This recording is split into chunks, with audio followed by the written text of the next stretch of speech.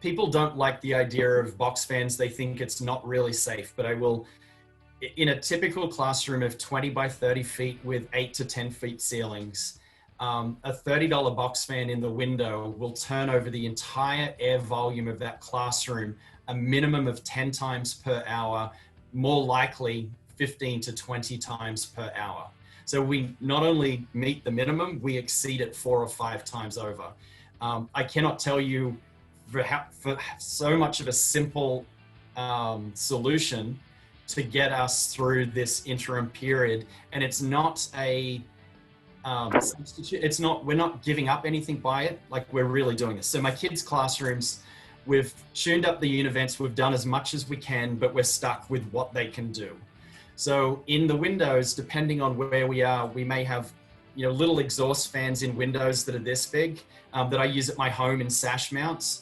Or we have box fans in the windows where we have bigger ones and just blocked up the side with little bits of wood. We know that gets us through to the end of October. That's when the weather starts to get a little bit crazy, and we can't rely on bringing, you know, that outside air in. But what the Parent Teacher Association is doing, and then hopefully with state and federal funds, we are aiming for getting to that 4 minimum HEPA filters per classroom. Because once you put those into a classroom, you can close the windows up, you can rely on whatever, you know, ancient system that you've got in there, and the HEPA filters will strip the virus out of the air and not challenge you from a heating or cooling point of view. We can't get there when they reopen next week because it's just impossible.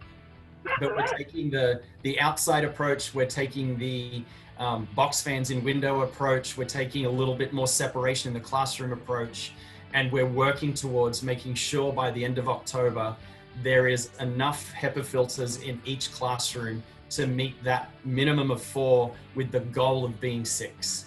And so, you know, it is a challenge everywhere, but HEPA filters, as long as we maintain low community transmission, are a solution to get you all the way through.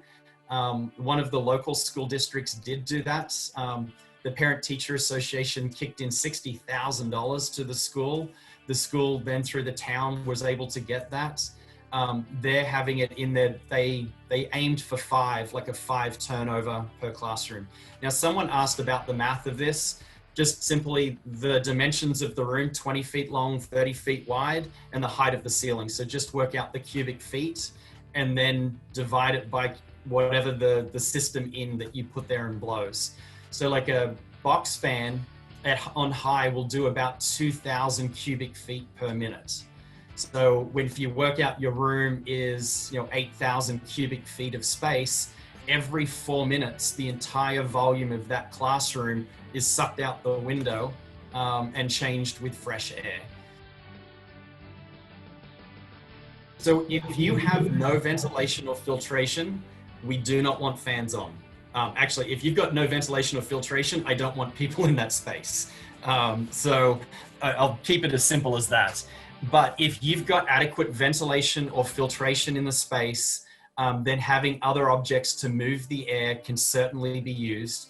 We need to think about their positioning. I don't want it blowing on one child's face and then have someone directly downstream, you know, from that. So if we angle fans up to circulate the air around, or have them set up higher, or have them oscillating, you know, a downward facing fan works just as well. Just don't set up a wind tunnel where one person blows directly onto the other. But with good filtration or good ventilation, fans are not a problem.